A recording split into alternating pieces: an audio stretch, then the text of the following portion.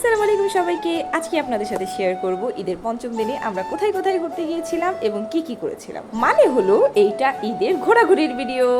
ঈদের প্রথম 2 দিন যেহেতু বিজি ছিলাম সেহেতু কোথাও যেতে পারি নাই, কিন্তু পঞ্চম দিন পর্যন্ত ভাই আমি অনেক ফ্রি হয়ে গেছি, তো ঘোরাঘুরি করতে বের হয়ে গিয়েছি। আর যেহেতু ঘোরাঘুরি করতে বের হয়েছি, যত বেশি মানুষ হবে তত বেশি ভালো। আর তার জন্য আমাদের সাথে অনেক জোরাজোরি করে নিয়ে নিয়েছি আমার ছোট বোনটাকে। আমার মামা তো কিউট একটা ছোট বোন, দেখতেই পান। আর তার সাথে নিয়ে নিয়েছি আমার কিউট মামিকে। আমার মামি ভাই অনেক কিউট, যে যে দেখছেন সে তো জানে। হেঁটে হেঁটে চলে যাচ্ছিলাম আমাদের খুবই পছন্দের একটি পার্ক, যেটা আমি আগেও আমার ভিডিওতে দেখাইছি। মানে সুন্দর একটা বিকেল পার করার জন্য এই পার্কটা খুবই ভালো জায়গা হতে পারে। আমার যেহেতু ছোট বাচ্চা, সেহেতু আমি সহজে দূরে কোথাও যাই না, আর গেলেও অনেক বেশি প্রিপারেশন নিয়ে যেতে হয়, যার কারণে আমি অ্যাভয়েড করি। যেহেতু কাছের একটি পার্ক ছিল আর আমার ছোট বোনকে সাথে নিয়ে যাচ্ছিলাম, সেহেতু মনটা ভালোই ছিল। আর কিয়ানের বাবার কাছে কিয়ান ছিল, আমি তো বাহিরে গেলে কিয়ানকে নেই না, ভাই আমার হাত ব্যথা হয়ে যায়।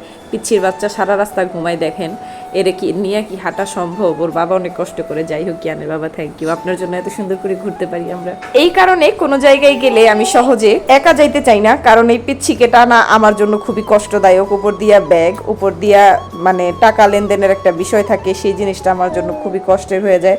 আর রাস্তায় দাঁড়াইয়া বা দোকান থেকে কোনো কিছু কিনা খুবই কষ্টের। যাই হোক, পার্কে তো এসে পড়ছি, আর বাহির থেকেই ভালো লাগতেছে। আজকে একটু ভিড় কম, যেহেতু ঈদের পঞ্চম দিন ছিল, সবার ছুটি ছিল, হয়তো রেস্ট করতেছিল, 2 দিন পরে সবকিছু খুলে দিবে। এদিকে আমার বোন সুন্দর একটা পোজ দিল, আমিও একটু পোজ দিতেছি। আমি এখান থেকে কিছু ছবিও তুলছিলাম। আর এখানে কি জানি, মানে সানলাইটটা অনেক বেশি সুন্দর ছিল, ছবি অনেক ভালো আসতেছিল।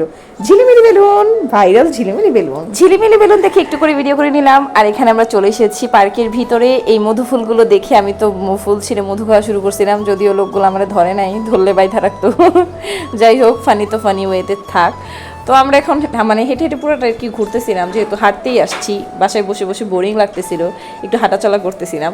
এখানে কি জানি একটা বলছিলাম আমার হাজব্যান্ড, বুঝছেন, পরে আমি অনেক বেশি হাসাহাসি করতেছিলাম, কি জানি বলছিলাম আমার মনে নাই। তারপর ওনার কাছে গেলাম, ওনার কাছে যাইয়া ওনারও একটুখানি ভিডিওর মধ্যে নিলাম। আর লোকটা এত লাজুক, মানে ভিডিওতে আসতেই চায় না, দেখেন পলায় পলায় থাকে খালি, আসলে সে নিজের ভিডিও নিয়ে ব্যস্ত। যাই হোক, এখানে আমার বোনের সাথে আমার মামির সাথে আমি হেসে হেসে খেলে খেলে খুব সুন্দর সুন্দর ভিডিও নিচ্ছিলাম।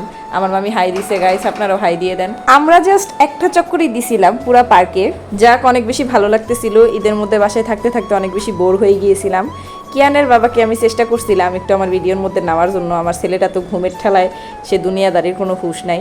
আর আমার জামাইরে আমি জানি কি কি বইলা চেতাইতেছিলাম, বেড়াই অলরেডি অনেক বেশি চেতা থাকে আমার উপরে সব সময়, আর তারা আমার জ্বালাইতে ভালোই লাগে, খারাপ লাগে না। আমি চেষ্টা করতেছি সবাই একসাথে ভিডিওতে নেওয়ার জন্য, আর আমার কিউট বোনটা সবসময় খালি ডিস্টার্ব করে, ওইও একটা ডিস্টার্ব। আমার জীবনে বেশিরভাগ মানুষই আমার ডিস্টার্ব করে, তবুও আমি তাদের নিয়ে অনেক বেশি খুশি। এই ব্লগেরই আরেকটা পার্ট আছে, যেটার মধ্যে আমরা দেখাবো কোথায় কোথায় গেলাম, কি কি খেলাম, সেটার জন্য আপনাদের একটু ওয়েট করতে হবে কালকে পর্যন্ত।